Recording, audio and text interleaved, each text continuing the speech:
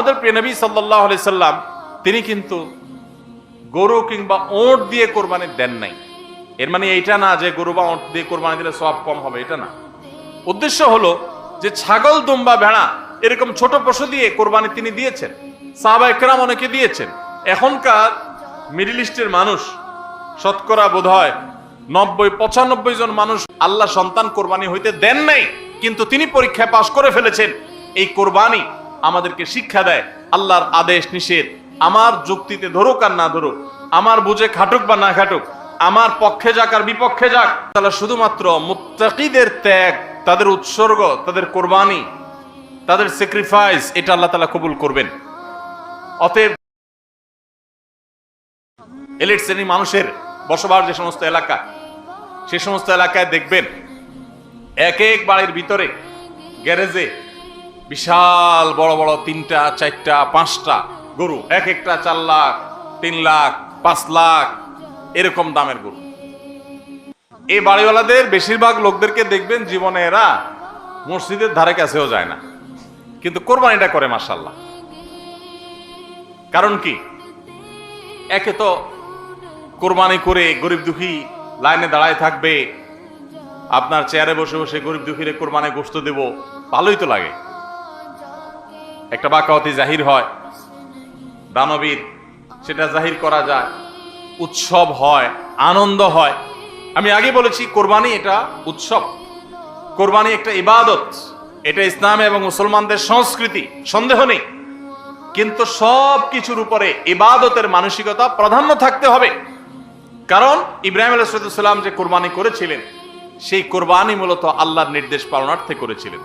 তিনি মূলত আল্লাহর কাছে প্রমাণ করেছেন বা আল্লাহর কাছে প্রকাশ করেছেন যে আল্লাহ যত আদেশ করেন, যত নিষেধ করেন, সব তিনি মানবেন। এমনকি নিজের সন্তানকে কোরবানি করার নির্দেশ আল্লাহ করার পর সেটাও মানতে তিনি প্রস্তুত হয়েছেন।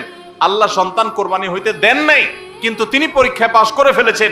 এই কোরবানি আমাদেরকে শিক্ষা দেয় আল্লাহর আদেশ নিষেধ আমার যুক্তিতে ধরুক আর না ধরুক, আমার বুঝে খাটুক বা না খাটুক, আমার পক্ষে যাক আর বিপক্ষে যাক, আমার ভালো লাগুক আর না লাগুক, সর্বাবস্থা আমি আল্লাহর আদেশ নিষেধ মেনে চলবো।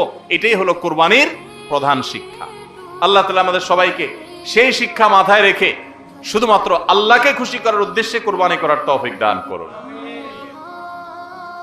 মেয়ে বিয়ে দিয়েছেন বা ছেলে বিয়ে করাইছেন, ব্যয়ের বাড়ি থেকে মেহমান আসবে, ব্যয়েরা জিজ্ঞেস করবে ব্যয় কি কোরবানি দিচ্ছেন, একটা ব্যাপার সেপার আছে। তখন যদি বলেন যে ব্যয় সাহেব এবার টাকা পয়সা হাতে নাই, সেই জন্য এবার কোরবানি দিব না, তাহলে মুখ থাকে। এই জন্য একটা কোরবানি দেওয়া লাগে। এই কোরবানি কি ব্যয় হিসাবের জন্য হলো না আল্লাহর জন্য হলো? এই ব্যয় হিসাবের জন্য কোরবানি করলে সেটা সওয়াব হবে না, বরং শিরক হবে, শিরকে আসগর। এটাকে শিরকে আসগর বলা হয়। আল্লাহ তাআলা আমাদের সবাইকে আল্লাহকে খুশি করার জন্য কোরবানি করার তৌফিক দান করুন। আল্লাহকে খুশি করার জন্য যে কোরবানি করছেন, মাঝে মধ্যে একটু অ্যাসিড টেস্ট করবেন। অ্যাসিড টেস্ট বলবো, ধরেন আপনি প্রতি বছর গরু কোরবানি করেন, এক বছর হঠাৎ করে ছাগল কোরবানি করেন,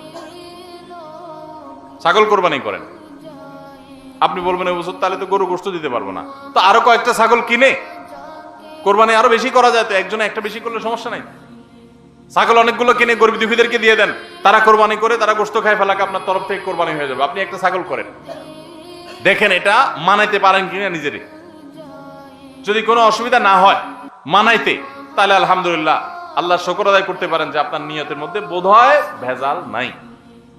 আর যদি মনে হয় না প্রতি বছর গরু দেই, এবার ছাগল দিলে কেমনে হয়, মানুষ কি বলবে, তাহলে বুঝতে হবে ডাল মে কুচ কালা নেই, পুরা হি কালা হয়। আল্লাহ তাআলা আমাদের সবাইকে ইখলাসের সাথে, তাকওয়ার সাথে কোরবানির এই আমলটি সম্পাদন করার তৌফিক দান করুন।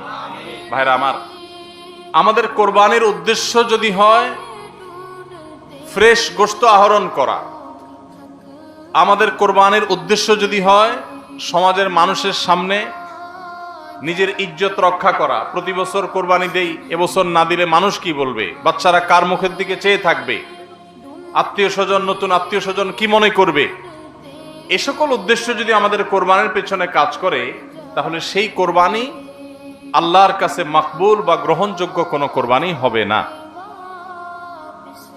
কোরবানি প্রসঙ্গে আল্লাহ রাব্বুল আলামিন বলেছেন, ইন্নামা ইয়াতাকাব্বালুল্লাহু মিনাল মুত্তাকিন, আল্লাহ তাআলা শুধুমাত্র মুত্তাকিদের ত্যাগ, তাদের উৎসর্গ, তাদের কোরবানি, তাদের স্যাক্রিফাইস, এটা আল্লাহ তাআলা কবুল করবেন। অতএব যাদের ভিতরে তাকওয়া নাই তাদেরটা আল্লাহ তাআলা গ্রহণ করবেন না, কবুল করবেন না। আমরা যে আয়াত পড়েছি সেই আয়াতও দেখেছি আল্লাহ রাব্বুল আলামিন ইরশাদ করেছেন যে আমাদের কোরবানির রক্ত, আমাদের কোরবানির পশুর গোশত, এর কিছুই কি আল্লাহর কাছে যায়? কিছুই আল্লাহর কাছে যায় না। অন্য সব ইবাদত, আর্থিক ইবাদত, এটার ফিডব্যাক আমাদের কাছে আসে না সাধারণত। আমরা যখন দান সাদাকা করি, দান সাদাকা করলে ওইটা কি নিজে খাওয়া যায়? যখন দান করি, সাদাকা করি, তখন এটা আল্লাহর তরফ থেকে গরিবদেরকে দিয়ে দিতে হয়, নিজে খাওয়া যায় না। কোরবানি এমন একটা ইবাদত যে আমরা কোরবানি করার সময় বললাম বিসমিল্লাহি আল্লাহু আকবার, আল্লাহুম্মা লাকা মিনকা ওয়া লাক, আল্লাহ আপনার পক্ষ থেকে পেলাম এবং আপনার উদ্দেশ্যেই কোরবানি করলাম বলতেছি।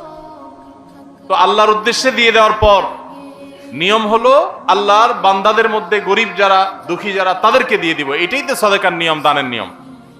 কিন্তু কোরবানি এমন একটা ইবাদত যে ইবাদত আমি আল্লাহর উদ্দেশ্যে করলাম, আল্লাহকে খুশি করার জন্য জবে করলাম, কিন্তু গোশতটা আবার আল্লাহ আমাকে খাওয়ার অনুমতি দিয়েছেন। এটা অন্য ইবাদতে নাই। এখন এই ইবাদতে যদি গোশত খাওয়াটা মুখ্য হয়, গোশত আহরণ করা মুখ্য হয়, সমাজে মানুষের কাছে মুখ উজ্জ্বল করা মুখ্য হয়, আসল উদ্দেশ্য যদি হয় দুনিয়াবি বা পার্থিব বিষয় আশয়, আসল উদ্দেশ্য যদি হয় শো অফ করা, আসল উদ্দেশ্য যদি হয় মানুষকে দেখানো, আসল উদ্দেশ্য যদি হয় আত্মীয় স্বজনের কাছে মুখ রক্ষা করা, বাচ্চা কাচ্চা কার দিকে চেয়ে থাকবে, সেটা যদি উদ্দেশ্য হয়, তাহলে এটা ইবাদত হবে না। এজন্য কোরবানির আগে সর্বপ্রথম যে বিষয়টি খুব জরুরি সেটা হলো আমাদের উদ্দেশ্যগুলোকে একটু ঝালাই করে নেওয়া, আমাদের উদ্দেশ্যগুলোকে একটু রিচেক করে নেওয়া। আমরা কেন কোরবানি করব? আমাদের কোরবানির উদ্দেশ্যটা কি? যদি শুধুমাত্র আল্লাহর সন্তুষ্টি উদ্দেশ্য হয় আর সে উদ্দেশ্যে আমি কোরবানি করি, গোশত আমার মুখ্য না, তাহলে সেক্ষেত্রে একটা গরু আমি যে দামে কিনেছি বাজার দর তার চাইতে আরো অনেক কম, তাহলে আমার আফসোস হওয়ার কথা না। কারণ আল্লাহ তাআলা সওয়াব দেওয়ার সময় গোশত কয় কেজি হয়েছে সেই হিসাবে দিবেন, নাকি আমি কি পরিমাণ টাকা আল্লাহর রাহে খরচ করলাম সেই পরিমাণ দিবেন? আমার খরচ করা টাকা আল্লাহর উদ্দেশ্যে যদি এটা নিয়োগ করে থাকি, তাহলে 1 লক্ষ টাকার গরু আপনি কোরবানি দিচ্ছেন, নিয়ত যদি সহি হয়, বিশুদ্ধ হয়, দুনিয়াবি কোনো ধান্দা যদি না থাকে, তাহলে আল্লাহ তাআলা সওয়াব কি 1 লক্ষ টাকার দিবেন, নাকি ওই গরুটার দাম বাজারে 80,000, আপনি কিনছেন 1 লাখ, তাহলে আল্লাহ বলবেন না তুমি কেন বেশি দিয়ে কিনছো, ওইটার দায়িত্ব তোমার, আমি 80,000 সওয়াব দেব? এমন হবে? কিন্তু তারপরেও আমরা কোরবানির পশু কেনার পর দেখা যায় ওইটা নিয়ে আমাদের অনেকের হেজিটেশন থাকে, আফসোস থাকে। হ্যাঁ, সন্দেহাতীত ভাবে আপনি মার্কেটে যে গরুর বাজারে যে মূলামূলি করে উপযুক্ত ন্যায্য মূল্যে আপনি কিনবেন, অতিরিক্ত দাম কোনো যৌক্তিক কারণ ছাড়া আপনি কসাইকে বা গরু বিক্রেতাকে কেন দিবেন? সেটা দেওয়ার কোনো যুক্তি নাই। আপনি অবশ্যই মূলামূলি করে ন্যায্য মূল্যে কেনার চেষ্টা করবেন, কিন্তু কেনার পর এর দাম কত হইলো না হইলো, গোশত কয় কেজি হলো, পার কেজি কত পড়লো, তাতে লস হইলো না লাভ হলো, এগুলা সবগুলো প্রমাণ করে যে কোরবানির উদ্দেশ্যে ভেজাল আছে। ভাইরা আমার, আমরা কোরবানি সাধারণত বেশিরভাগ মানুষ গরু দিতে পছন্দ করি। এর অনেক কারণ আছে অবশ্য। আমাদের দেশে ছাগল উৎপাদন হয় খুব কম, নানা কারণে ছাগল উৎপাদনের জন্য আমাদের এই দেশ, পৃথিবীর অনেক দেশে ছাগল অনেক বেশি উৎপাদন করা যায়। বৃষ্টি বাদল এবং ঝড় তুফানের দেশে ছাগল উৎপাদন করা নানা কারণে কঠিন, যার কারণে গরু উৎপাদন বেশি হয়, আমরা গরু কোরবানি বেশি করি। এটা দোষের কিছু না, বরং এটা স্বাভাবিক। কিন্তু আমাদের অনেকের হয়তো গরু কোরবানি করার মতো সাধ্য নাই, ছাগল কোরবানি করার সাধ্য আছে। তারপরও দেখা যায় হাওলাত বরাত করে হলেও গরু কোরবানি দেই। কেন? কারণ ছাগল কোরবানি দিলে আশেপাশে মানুষ কি বলবে? এরকম জিনিস আমাদের মধ্যে আছে না নেই? যে এত বড় লোক মানুষ, এতদিন তো জানতাম পয়সা করি আছে, উনি আবার ছাগল কোরবানি দিল, তাহলে চোখ মুখ মানুষের সামনে কেমনে দেখাবে? ভাইরা আমার, তো মানুষের কাছে কি বলবো, মানুষ কি বলবে, এই চিন্তা করে যদি গরুর জায়গায়, ছাগলের জায়গায় আপনি গরু দেন, হাওলাত করিও দেন, তাতে আপনার এই কোরবানির দ্বারা সওয়াব হবে না। ভাইরা আমার, সবচেয়ে বেশি নিয়তের মধ্যে ভেজাল থাকে যেই ইবাদতে, তার নাম কোরবানি। অন্য কোনো ইবাদতে নিয়তের মধ্যে ভেজাল এত বেশি থাকে না, কোরবানিদের মধ্যে নিয়তের ভেজাল যত বেশি থাকে। কারণ কি? কারণ হলো ওই যে কোরবানি করার পর এটার ফিডব্যাক, এটার উপকারিতা, গোশতগুলো এগুলো সব নিজেই ভোগ করে মানুষ, আপনার কাছে আবার ফিরে আসে। এই জন্য নিয়তের মধ্যে ভেজালের সম্ভাবনা অনেক বেশি থাকে। ভাইরা আমার, আমাদের প্রিয় নবী সাল্লাল্লাহু আলাইহি সাল্লাম তিনি কিন্তু গরু কিংবা ওঁট দিয়ে কোরবানি দেন নাই। এর মানে এইটা না যে গরু বা ওঁট দিয়ে কোরবানি দিলে সওয়াব কম হবে, এটা না। উদ্দেশ্য হলো যে ছাগল, দুম্বা, ভেড়া এরকম ছোট পশু দিয়ে কোরবানি তিনি দিয়েছেন, সাহাবায়ে কেরাম অনেকে দিয়েছেন। এখনকার মিডল ইস্টের মানুষ শতকরা বোধহয় 90-95 জন মানুষ হবে বা আরো বেশি সংখ্যক মানুষ হবে, প্রায় সবাই তারা কিন্তু ছাগল, দুম্বা বা ভেড়া এই ছোট পশু দিয়ে কোরবানি দেয়। আমাদের দেশে আমরা বড় পশু অর্থাৎ গরু দিয়ে কোরবানি দেই, সেটার যৌক্তিক কারণ আছে। আমি বলেছি যে আমাদের দেশে গরু উৎপাদন করা যত সহজ হয়, ছাগল উৎপাদন করা এত সহজ হয় না। নানা কারণে গরুর, ছাগলের চাইতে গরুর উৎপাদন বেশি হয়, সেই হিসাবে আমরা করি, ঠিক আছে। কিন্তু যদি উদ্দেশ্য হয় বড় পশু কোরবানি করে আমি বড় কোরবানি দাতা জাহির করব নিজেকে, তাহলে এর মাধ্যমে সওয়াব হওয়া তো দূরের কথা, মানুষ দেখানো ইবাদত করার কারণে শিরকে আসগরের গুনাহ হওয়ার আশঙ্কা আছে। আমার কথা কি বুঝাইতে পারছি ভাইরা আমার? আমাদের দেশে বাস্তবতা হলো কিছু নেককার মানুষ আছেন, আল্লাহ তাআলা পয়সা করে দিয়েছেন, হালাল টাকা, আবার আল্লাহর উদ্দেশ্যে বড় পশু কুরবানি করে গরিব দুঃখীকে গোশত খাওয়ায়, গরিবদের পুষ্টির যোগান হয়, এরকম নেক উদ্দেশ্যওয়ালা মানুষ আছে আলহামদুলিল্লাহ। কিন্তু এই সীমিত সংখ্যক মানুষ ছাড়া সাধারণত গরুর সাইজ যত বড় হয় নিয়তের ভেজাল তত বেশি হয়। আমি কি আপনাদের বুঝাইতে পারছি? সাধারণত গরুর সাইজ যত বড় হয় নিয়তের ভেজাল তত বেশি হয়। সব ক্ষেত্রে এটা প্রযোজ্য না। অনেক নেককার মানুষ আছেন যে গরুর সাইজে বড়, মাশাআল্লাহ নিয়তটাও খালেস, আবার উপার্জন হালাল, এরকম আল্লাহর বান্দা আছেন, কিন্তু তাদের সংখ্যা খুবই কম।